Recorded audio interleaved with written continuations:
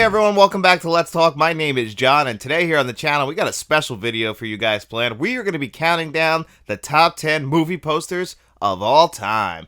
Movie posters, I feel like, have become a lost art, but back in the day, a movie poster was enough just to sell you on a movie, whether it be at the theater or at Blockbuster. I remember being a kid walking up and down the aisles, mainly the horror section. The horror section always had the best VHS covers, and for the most part, those VHS covers were just the original theatrical movie poster.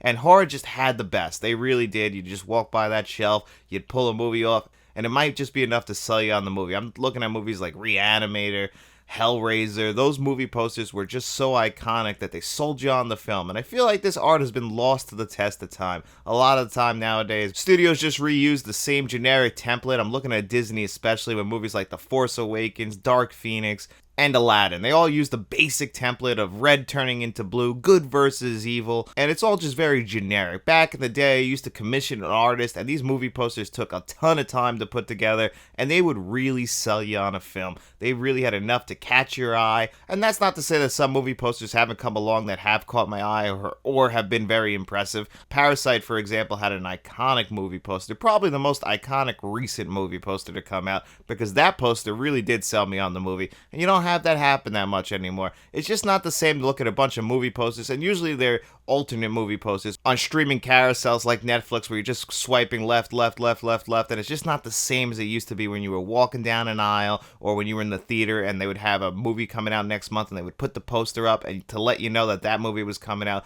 way before smartphones, when you could just look up reviews of films and the reviews is what would sell you on the movie. Back then, a movie poster could just do it. If it looked good enough in that poster, it might be enough to sell you on the movie. And we've lost that to the test of time. There's a lot of movies that I discovered just on movie posters alone. And today here on the channel, I'm going to count down from worst to first the top 10 movie posters of all time. And just remember, guys, this list is completely subjective and it doesn't illustrate the quality of the films either.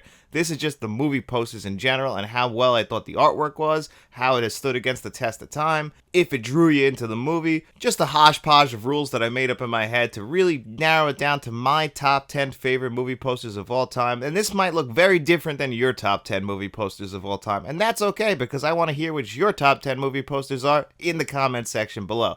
But without further ado, let's dive into this list. And at number 10, I got 1979's Alien, directed by Ridley Scott. Now, this movie poster was actually made before the film came out. That's just a chicken egg painted with that green goo like leaking on down to whatever's on the underneath the egg. And this just looks scary as hell. And even though this egg does not appear in the film at all, it was enough to sell you on the scariness of Alien. What the hell is Alien? And this movie poster has been reused on most of the VHSs, DVDs. Obviously, we've gotten some alternate cover art throughout its history, especially on the new 4K Blu-ray. But this one still stands up. It's still enough to sell you on what is happening in Alien. Even if you don't know what the movie Alien is about, this movie poster stands out. It looks gorgeous, and it's definitely enough to get your ass in that seat and check out Alien. And you know what? If you haven't seen Alien, that is one of the greatest films of all time. And the movie itself is just as scary and haunting as this movie poster is. And at number 9, I got Jaws. And this should illustrate to you how I feel about the movie poster compared to the film. I've told you guys a million times, I'm not the biggest Jaws fan, but I cannot deny that movie poster. The shark coming out with the big red lettering of Jaws above it. If that's not enough to sell you on the movie, nothing else will, even if the trailer is pretty damn good as well. But still, that movie poster, it stands out. It's going to look good on your shelf. There's a reason why they keep reusing it, even up to the 4K Blu-ray nowadays, because it is one of the greatest movie posters of all time. It's probably the most famous movie poster ever made. And Jaws, the original summer blockbuster, it needed a great movie poster to catch people's eye, and you couldn't do it better than this. There's a reason why people are still afraid to go in the water, is because that shark on the movie poster, people are afraid that that's the shark from the movie that's going to reach out, grab your legs, and just eat the shit out of you. And they tried to reuse this movie poster, you know, obviously with some differences in Jaws 2, Jaws 3, and Jaws 4. All kind of taking the basic white background, blue water, big red font. They tried to reuse this over and over again for the entire Jaws franchise, but none of them are going to be as iconic as the original, just like all the other films could never live up to the legacy of 1975's Jaws, directed by Steven Spielberg. It is a stone cold classic, even if I don't love it, but this movie poster would look great on anybody's wall. And at number 8, we got another Steven Spielberg film. We got 1993's Jurassic Park. And this is a very simple and plain movie poster. All it is a black background with the Jurassic Park logo over it. Now, this Jurassic Park logo is used throughout the entire film. It's obviously a real park that you could go to in the movie, at least, not in real life, if Jurassic Park existed in real life. I don't think we'd be having this conversation because I think that the movie undersold what would happen if dinosaurs were real and we were able to put them in a park and sell tickets. I think that a lot worse would happen than the Jurassic Park movies make it seem. I think they really undersell it in those movies. But anyway, this logo was used throughout the entire films, whether it be on the side of those Jeep Wranglers or those Ford Explorers. It's just used throughout the entire film. The logo was enough to sell it on the movie. Literally, it's just the red and yellow and white logo over a black background. They're still using that on this brand new 30th anniversary 4K that came out this year. That's all it is the black background with the Jurassic Park logo on top of it. It's iconic. It stands out. You never need to do more than that. It's just that beautiful. Whoever created that logo did a phenomenal job. That is one of the best looking logos, and it's for a fake company, if you can believe that. It's amazing how it stands out, enough to sell you on the movie. They've tried to obviously do different iterations of this for the sequels, whether it be the Jurassic World movies or the Lost World, but none of them will stand out as much as that logo over just a very simple, plain background. And at number 7, I got Halloween. Now, this is one of the ones when you were walking down the aisle of Blockbuster that really just stood out. It's the only reason I ever checked out Halloween. I was very young, probably shouldn't have been renting it, but my mother wasn't going to stop me. So 7-year-old John went in the Blockbuster, pulled out Halloween, and was wondering, what is this pumpkin doing with a knife in its hand, stabbing down? And the closer you get to looking at this poster, the more beautiful it becomes. It is just so iconic. That was enough to sell you on the movie. You don't even have to put Michael Myers on the cover. For a franchise that just basically just built off of the lore of Michael Myers, the original film, this is all you needed to sell it was the name Halloween, an orange pumpkin stabbing down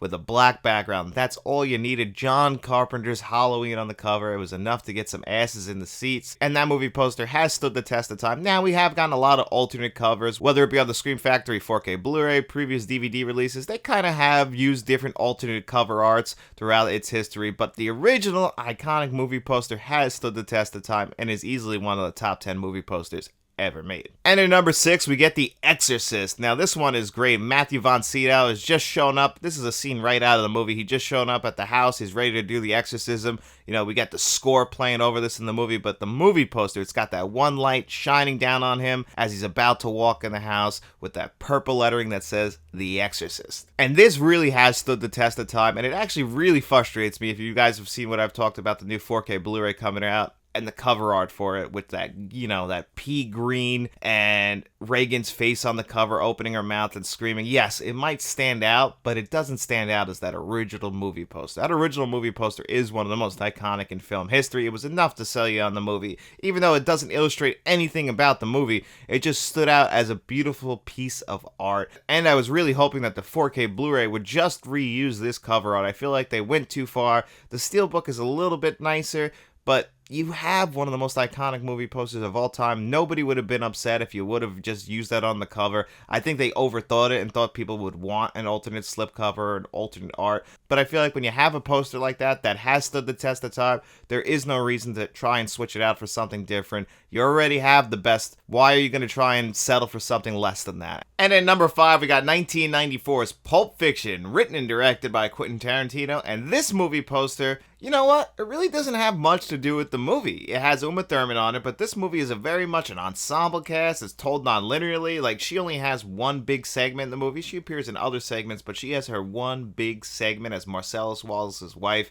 But she gets the cover for this movie. She gets to be put on the movie poster. It's supposed to look like one of those old pulp magazines. That's why the movie's called Pulp Fiction. You know, it's got the Sense logo on it, how much it would cost. It's got her sitting there with the gun, the Red Apple cigarettes. I mean, it is one of the most iconic movie posters of all time. This movie poster actually means so much to me personally that I actually have it on my hallway wall in my house. Surprisingly, my wife has no problem with this, but it is sitting on her hallway wall. I love this movie poster. I love the movie. This is my second favorite film of all time. But Uma Thurman just catches your eye. The red and yellow colors, they just grab your eye. And it's like, what is this movie? That's actually what made me want to see this movie. No one stopped me, and somebody probably should have. Like, I saw this again. I've seen a lot of movies at way too young of an age. But My stepdad had this on DVD. It was one of his first DVDs. I think I was like 12 years old, so it's 2003, 2004. And I'm like, all right, I'm going to check this out. I had a PlayStation 2, had a DVD player in it, checked it out, fell in love with films. And it wouldn't have been for this movie poster being on the original DVD that I wouldn't have even checked this out. Uma Thurman just caught my eye,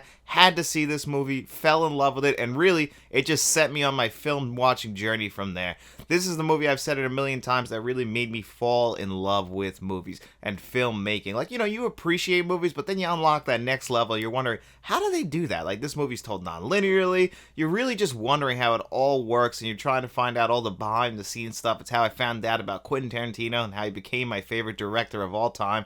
And you could circle that all back to this original movie poster. Why is it only number 5? Well, I think there's 4 more iconic movie posters that deserve more recognition than this one. But this one still is a fantastic movie poster. And at number 4, I got Star Wars. But this is the original 1977 Star Wars poster. Not the ones that say Star Wars A New Hope on it. No, the original one that came out back in 1977. That hand-painted one. That really would sell you on what this film is. Before they renamed it Star Wars Episode 4 A New Hope, it was just Star Wars. And there are people out there that still call it Star Wars to this very day. And that original movie poster was beautiful. Like I said, you got an artist to paint that. It wasn't done on computers. It's 1977. Someone painted that poster, created a work of art, something that could go on your wall. I actually used to have a movie poster that looked just like this. I've only had a few movie posters in my house. One of them is The Terminator, which you will not see on this list. As much as I love that movie poster, I got to admit it's not one of the most iconic movie posters of all time. If anything, Terminator 2 is a better looking movie poster.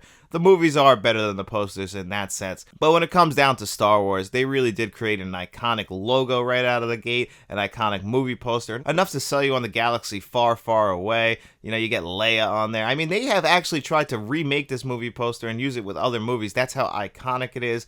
And it's a shame because it's kind of gotten lost to the test of time in the sense when George Lucas renamed the movies. Now people just kind of refer to it as Star Wars A New Hope or Episode 4. They might not just say Star Wars. The Star Wars name has overshadowed its original film, and that's kind of a shame because it had one of the most iconic movie posters of all time.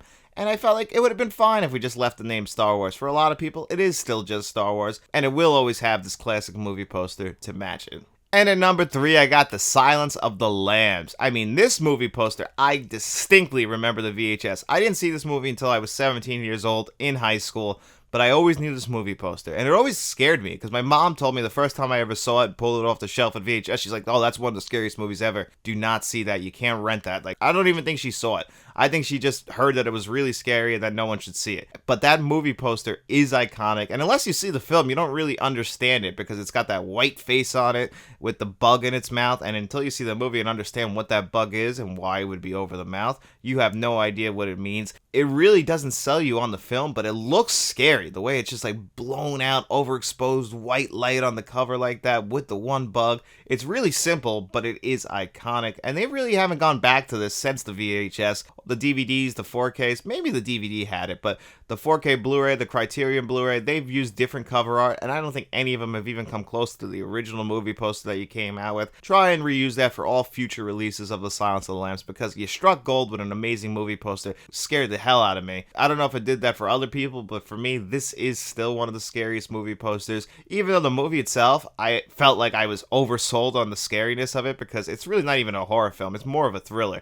It does have horror elements, obviously. We're dealing with a serial killer, but it's not really a horror film. This was always in the horror section, and I would always say, you know what, it probably deserves to be in the drama or thriller section. And that's why when people say it's one of the only films to win Best Picture from the horror genre, I do hold that in high regard, but I also feel like you're overselling it a little bit because it really isn't a straightforward horror film. One day, we will get a straightforward horror film winning Best Picture, but I don't think we'll be getting that anytime soon. You got to kind of combine other elements from other genres because the Academy is not going to love straightforward horror. Just look at what Roger Ebert and Gene Siskel said about all the 80s slashers movies. They basically took a shit on every single one of them when they came out. Understandable. I mean, they aren't the most highbrow of films, but damn, they sure are enjoyable. And at number 2, a movie that I do really, really enjoy, but I'm not absolutely in love with it and watch it every single year, but the movie poster for it is so iconic, and it really sold me on the movie and really stood out on those horror shelves in Blockbuster. And I'm talking, of course, about Clive Barker's Hellraiser. Just seeing Pinhead on the cover, who you would think is the star of this movie based on that movie poster alone, but he's not. He's only a piece of an ensemble. Well, actually, I guess he is the most iconic character in the movie, but he isn't the star of this film. We'll tear your soul apart. He's just playing a small role in a big film. But his character is so iconic looking with those nails in his head, and obviously the voice, it all stands out. But it was all sold to you on this amazing cover. I mean, it's very simple. It's just him on the cover with the word Hellraiser on it. Very simple, but it was enough because no one had ever seen anything like that before. Wanted to know what exactly this monster or creature is. You had to see it. You had to pull it off the shelf. It is one of those movie posters that sold you on a movie. I'm telling you, this poster 110% sold me on the film. I wouldn't have seen it, never heard of it until this movie poster came around. Now, I shouldn't have seen this film at 10 years old. That's the one big issue with that. But again, I was just going to Blockbuster all the time, renting as many movies as I could. And Hellraiser was one of those movies that I had to absolutely see, especially when I first started getting into horror. And it's only because of this movie poster. It just stood out. And before we get to number one, I want to do some honorable mentions. And they're really just going to be for some franchise movie posters. Mainly the Nightmare on Elm Street original movie posters were all so iconic. They were all done by the same exact artist. Matthew Joseph Peck did them all. And this is what I mean when I say that somebody just came in and did art, because these movie posters, they have a theme to the film, and then they all get tied in together into this beautiful movie poster, hand painted by somebody, and I mean just done gorgeously. Obviously, the original Nightmare on Elm Street movie poster with Freddy's glove over Nancy's probably the most iconic. Dream Warriors is my personal favorite of these movie posters, but the entire franchise has used them all the way up until A New Nightmare, and then I think they commissioned somebody else. But the original Nightmare on Elm Street films all had these iconic posters. They all looked great. If you had Dream Child, you had the carriage on there. I mean, they just stood out. You wanted to see those movies just based on the movie posters alone, and it helped that if you were a fan of Freddy Krueger, having him on the cover was always fun, and these are the ones you could definitely put on your wall. Look at them as works of art.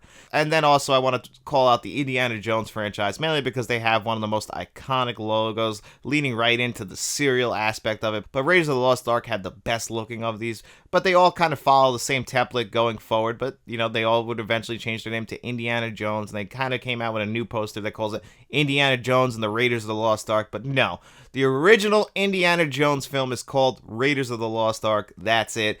Just like Star Wars, for some reason George Lucas just likes to rename his films, but you had an iconic name. Raiders of the Lost Ark is awesome, and I always I don't ever call it Indiana Jones and the Raiders of the Lost Ark personally. I might for titles of videos and stuff like that, because that's what it's more known as today, but for me, it's still just Raiders of the Lost Ark. And now we're going to move on to my number one movie poster of all time, and it's probably a little bit obvious, but it is 1989's Batman. Very simple. Put that gold logo over a black background, and that is it. That's enough to sell you on it. The original movie poster had obviously the big lettering that said Batman, but if you got the VHS, it was just the gold logo, and it kind of cropped it off on the sides as well. So it was a very simple black VHS. I actually just re-got this not too long ago. I ended up giving it to my cousin Matt because I know he collects VHSs, and I don't really have the space for it. One day I will rebuy it myself personally and collect VHSs when I get more space and more money, but right now I don't have it. But I distinctly remember that black VHS with that gold Batman logo over it, and it's just crazy. In a movie that has Jack Nicholson, Michael Keaton, yeah, you put their names on the poster, you put Nicholson, Keaton, because Nicholson had to have top billing, but that was enough to sell you on. You're like, what the hell is this? Look at this Batman logo. And that Batman logo followed around the entire franchise until it got rebooted in 2005. They would do different iterations of it. Batman Returns, you would have the snow over it. Batman Forever, you might put the Riddler's question mark in it, but in the same exact design. Same thing when we get to Batman and Robin. We have the Batman and Robin combined logos on it. Looked just so iconic, but none of them could ever live up to what 1989's Batman did. Just so simple. When you get an iconic logo like that, you don't need to go overboard with it. You don't need to add flair and just have too much going on the poster. Simplicity sometimes is more than enough, and they sure knocked it out of the park with 1989's Batman. Well, that's my top 10 list, and I want to hear from you guys. What are your top 10 movie posters of all time? Remember, my list is completely subjective, and some of these choices are very personal to me. Some of them are iconic and have stood the test of time, while others, I just have distinct memories of seeing that movie poster and just wanting to watch the film, and that was a big piece of selling movies back in the day, a lost art in my opinion. And I want to know, what do you guys think of movie posters? Have you ever been sold on a movie poster? And of course, make sure you leave your top 10 movie posters down in the comments section below. And then while you're down there, don't forget to like this video, subscribe to the channel, get out in those streets, and tell your friends about us. We'll be seeing you around.